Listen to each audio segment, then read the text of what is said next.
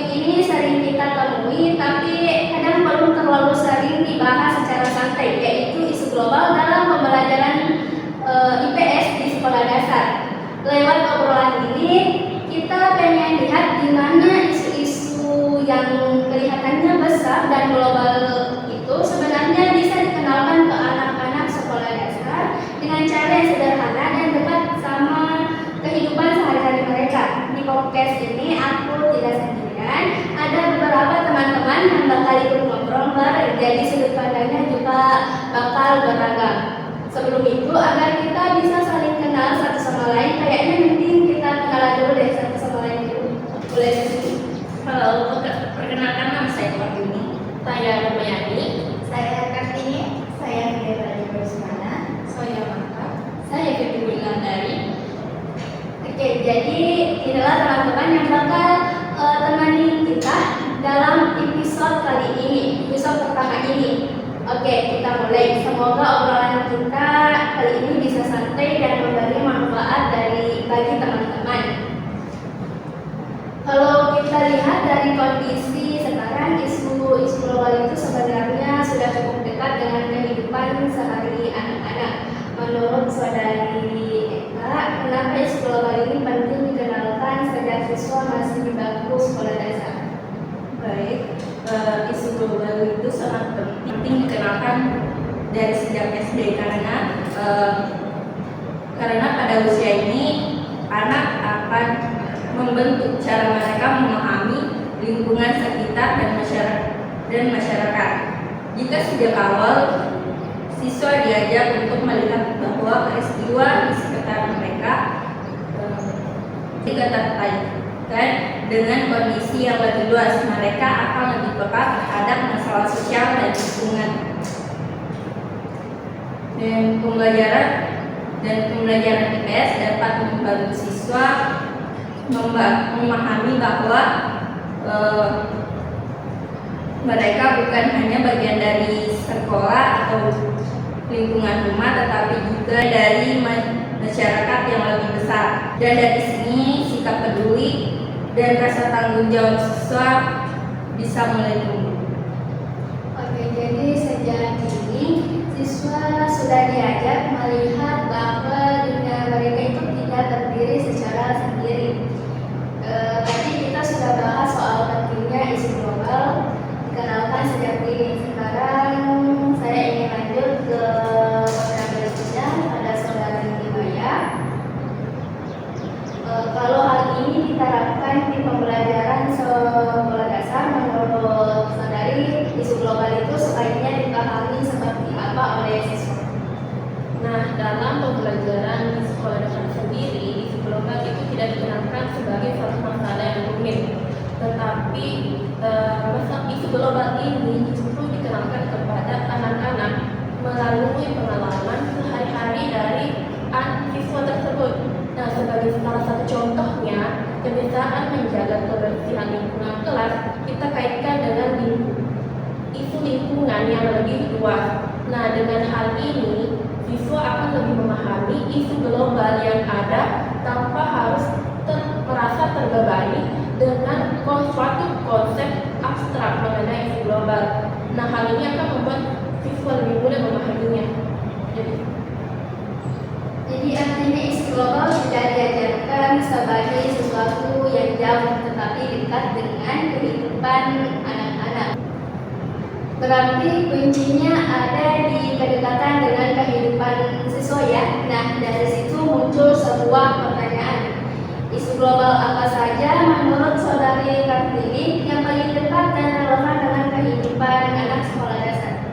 Jadi ada banyak isu yang berkaitan dengan kehidupan siswa seperti lingkungan, kesehatan, penggunaan teknologi, hubungan antar individu, dan saling membantu. Contohnya kebiasaan dalam membuang sampah pada tempatnya berkaitan dengan melestarikan lingkungan, penggunaan gawai secara bijak berkaitan dengan tanggung jawab penggunaan teknologi.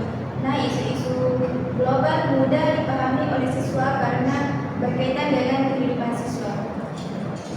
Oke, jadi dengan contoh yang dekat, siswa jadi lebih memahami makna di balik isu tersebut.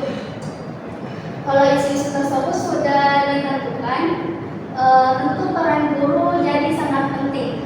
Menurut Saudari Vidya, bagaimana cara guru memperkenalkan isu global ini supaya tetap menarik dan mudah dipahami oleh siswa sekolah dasar? Jadi guru dapat melakukan kegiatan yang melibatkan siswa secara langsung, seperti bercerita, berdiskusi kelompok, kegiatan proyek sederhana, dan permainan alam yang bisa dilakukan agar siswa lebih aktif dan berpartisipasi.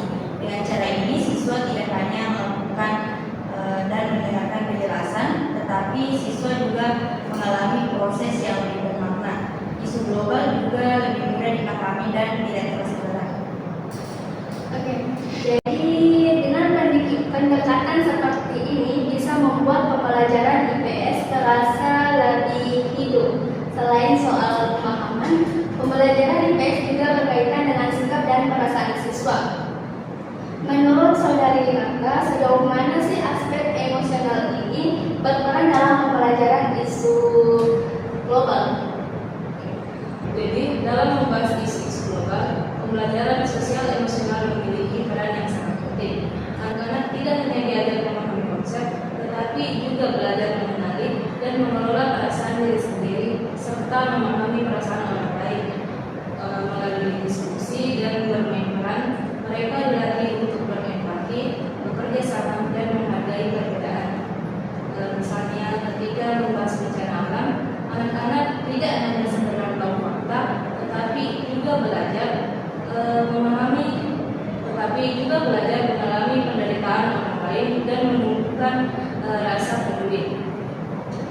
Inilah yang membuat pembelajaran IPS menjadi lebih bermakna, karena tidak hanya menambah pengetahuan, tetapi juga membentuk karakter dan sikap peduli yang bakal berguna dalam kehidupan sehari-hari. Oke, jadi pembelajaran IPS itu tidak hanya membantu dalam pembentukan karakter siswa. Salah. Jadi pembelajaran IPS itu turut membentuk pembentukan karakter siswa, bukan hanya sekedar pengetahuan. Kalau kita lihat secara keseluruhan, tentu ada tantangan dalam menerapkannya. Menurut Saudari Hidri, apa saja tantangan yang paling sering muncul dan bagaimana cara mengatasinya agar pembelajaran isu global itu tetap bisa berjalan dengan baik? Baik, tantangan dalam mengenalkan isu global di sekolah dasar biasanya datang dari berbagai hal. Yang pertama yaitu keterbatasan sarana belajar, seperti media yang kurang menarik atau kurangnya akses informasi. Kedua, kesiapan guru yang berbeda-beda. Ada yang sudah paham dengan strategi pembelajaran inovatif, ada juga yang masih menyesuaikan. Ketiga, materi kadang terlalu sulit atau abstrak bagi anak-anak.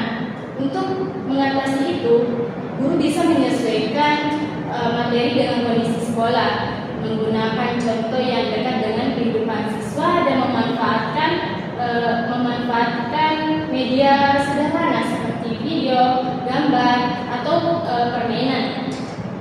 Dukungan dari sekolah dan orang tua juga penting agar pembelajaran berjalan dengan lancar dan berkelanjutan. Jadi kerjasama antar semua pihak itu menjadi kunci dari sebuah keberhasilan.